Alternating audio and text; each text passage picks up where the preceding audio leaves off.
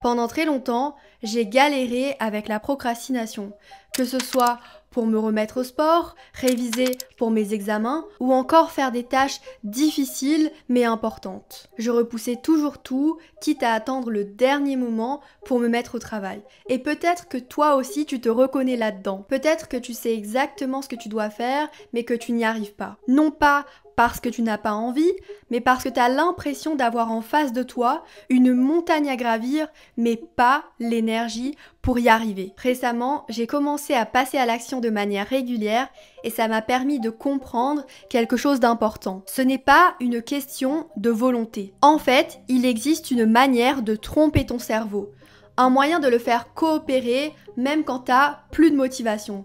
Et c'est ça que j'avais envie de te partager aujourd'hui. Pour déjouer notre cerveau, il faut d'abord comprendre comment il fonctionne. Nos comportements suivent des schémas et lorsqu'on y prête vraiment attention, on se rend compte que tout effort rencontre toujours deux types de résistance. Tout d'abord, il y a les émotions négatives. L'analogie que j'utilise souvent, c'est de voir notre cerveau comme un enfant gâté. Quand il n'obtient pas ce qu'il veut, il s'agace, il fait une crise. Notre esprit fonctionne exactement de la même manière. Dès qu'une tâche semble stressante ou ennuyeuse, notre enfant intérieur se réveille et nous pousse à procrastiner. Par exemple, imagine à quel point il est difficile pour toi d'aller au travail, d'aller en cours, de lancer un projet ou de réviser pour tes examens. Lorsque tu vas repousser une tâche, ce n'est pas que tu es paresseux, c'est tout simplement une réaction biologique. Ton amygdale, c'est comme une espèce d'alarme interne. Il va surréagir au moment de l'effort, comme l'a montré cette étude publiée en 2019. Mais tu peux néanmoins reprogrammer ce mécanisme. L'autre type de résistance auquel notre cerveau fait face, c'est notre ego. L'image que nous avons de nous-mêmes. Notre esprit fait tout pour protéger notre ego, car c'est à lui qu'on rattache notre estime personnelle. Par exemple, si tu as grandi en pensant que tu étais doué, voire meilleur que les autres, ça t'a donné un certain sentiment de valeur. Mais dès que tu dois sortir de ta zone de confort, comme inviter une personne qui te plaît à sortir, ton subconscient cherche à éviter cette situation. Parce que si tu échoues, ça viendrait remettre en question l'image que tu as de toi. Ça prouverait peut-être que tu n'as rien de spécial et ça, ton ego ne le supporterait pas. Alors, au lieu de risquer cette blessure, tu vas tout simplement éviter cette action. Et c'est de l'auto-sabotage. Mais alors, pourquoi est-ce qu'on s'auto-sabote ? Une étude de référence publiée en 1979 apporte des précisions sur ce phénomène. Premièrement, plus on renforce ton ego en te disant par exemple que tu es exceptionnel et plus tu vas éviter les défis. Les participants flattés dans l'étude évitaient 73% plus souvent les challenges difficiles par peur d'échouer et de perdre ce statut. Autre exemple, ceux qui se croyaient naturellement doués en séduction étaient 2 fois plus nombreux à éviter d'aborder une personne très attirante parce que l'échec remettrait en cause leur identité. Encore plus marquant, 78% des participants ont préféré prendre des substances censées nuire à leur performance avant un test, juste pour avoir une excuse et protéger l'image d'eux-mêmes comme compétents. Quand on doute de sa compétence, on peut choisir d'échouer exprès ou trouver une excuse à l'avance pour protéger son ego en cas de mauvais résultats. Également, une étude réalisée en 2003 montre que quand notre ego est menacé, ce sont les mêmes zones cérébrales que la douleur physique qui s'active. Dans les deux cas, essayer de lutter contre la réaction naturelle de notre cerveau ne marche pas. Mais si on identifie la source de la résistance, alors on peut adapter notre approche pour tromper notre cerveau et le faire coopérer. Commençons par les émotions négatives. L'intensité de l'émotion négative dépend directement de l'intensité de la tâche. Par exemple, la flemme est bien plus grande quand tu te dis qu'il faut reprendre le sport sérieusement plutôt que juste faire 10 minutes de mouvement aujourd'hui. Le sentiment d'être submergé sera bien plus fort si tu dois écrire un livre en entier plutôt qu'un seul paragraphe. Notre esprit est très visuel, il calcule mentalement l'effort nécessaire pour accomplir un objectif. Il est donc important de fractionner un objectif en petits objectifs atteignables à court terme. La première astuce, dites-vous que vous allez seulement faire un tout petit peu. Si tu veux te mettre au sport, Mets juste tes baskets et va faire 5 minutes de marche. Si tu as envie de manger quelque chose de sain, commence par préparer tes légumes et les éplucher. Si tu as envie de ranger ton appartement mais que ça te semble impossible, commence juste par ranger ton bureau. L'idée, c'est de réduire l'effort mental en micro-actions. C'est ce qui a été théorisé par James Clear avec sa règle des 2 minutes. The 2-minute rule can be applied to pretty much any habit you're trying to build. And it's very simple. It just says, take whatever habit you're trying to create and you scale it down to something that takes 2 minutes or less to do.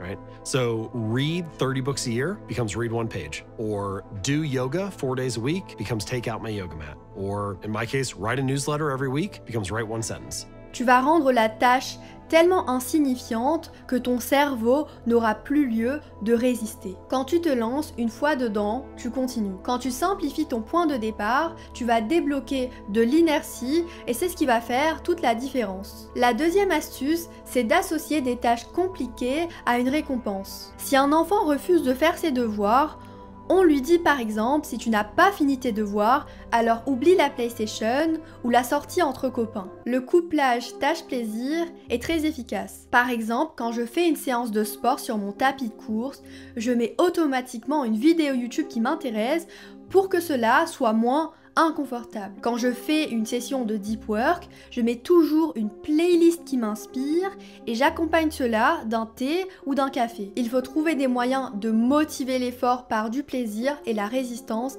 diminuera. Ton cerveau n'avance pas alors avec l'effort, mais avec la promesse d'une récompense. Une étude publiée dans Nature Neurosciences l'a prouvé. C'est l'anticipation qui libère de la dopamine, pas la récompense en elle-même. Lorsque tu te dis par exemple, je vais travailler puis regarder un épisode de ma série préférée, ton cerveau se motive. Et le résultat est que ta persévérance va augmenter. En gros, ton cerveau c'est comme un âne et il n'avancera pas sans carotte. Et cette carotte, c'est la dopamine. Je t'ai mis à l'écran 10 techniques pour tromper ton cerveau et agir sans résistance. Je te laisse faire un screenshot si besoin. La troisième astuce, et celle-ci c'est ma préférée, c'est de visualiser l'effort et ta réussite. Avant de travailler, je vais m'immerger dans l'univers qui m'intéresse. Je regarde alors mon vision board, une vidéo qui m'inspire, une photo qui me motive à me dépasser. Par exemple, si tu as envie d'étudier, tu peux aller voir une vidéo Study With Me. Si tu veux reprendre le sport, tu peux regarder une vidéo d'entraînement, aller voir sur Pinterest des physiques qui t'inspirent, etc. Si tu as envie de maîtriser une compétence, alors imagine-toi maîtriser cette dernière et les opportunités qui vont arriver par la suite. Et souvent après cette étape, l'envie vient naturellement. Passons maintenant à l'ego. Notre ego se construit à partir de nos expériences passées et façonne notre réalité. Dans une étude publiée par Maxwell Maltz, il explique que nos actions, nos sentiments,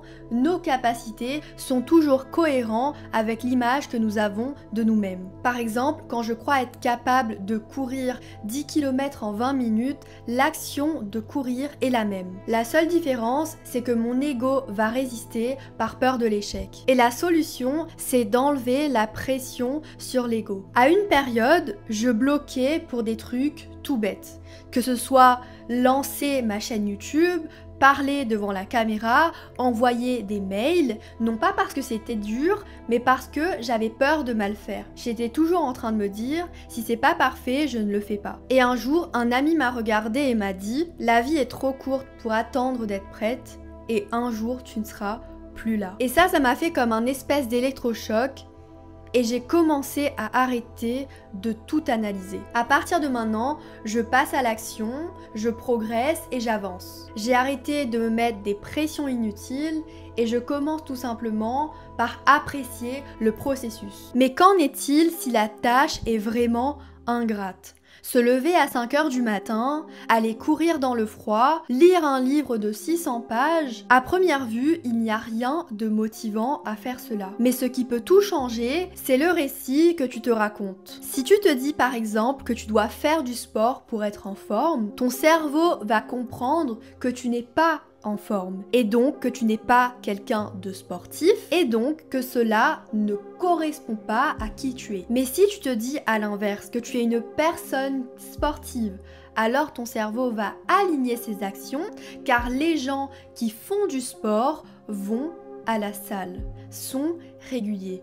Et donc tu vas y aller sans te poser de questions. C'est une façon pour toi de rester aligné avec tes valeurs. Tu n'agis pas pour atteindre un objectif, mais tu agis parce que c'est cohérent avec la personne que tu as décidé d'être. Et ça suffit pour créer l'élan. Et tu n'as pas besoin de croire que tu vas tout changer en un jour. Tu as juste besoin d'être capable de tenir assez longtemps pour enclencher cet effet boule de neige. Tu vas donc passer à l'action, tu vas progresser, tu vas prendre goût et tu vas continuer. Et au début, tu ne vas pas tout comprendre. Tu vas faire des erreurs et tu auras l'impression de ne pas progresser. Tu auras aussi l'impression de ne pas avoir le niveau, mais à force de continuer, tu finiras par avoir un déclic. Tu finiras par maîtriser une compétence que tu ne maîtrisais même pas une semaine auparavant. Et là, tout va changer pour toi. Tu n'auras donc plus envie de fuir, mais tu auras envie de recommencer. Parce qu'au fond, ce que tu fuyais, c'était juste l'idée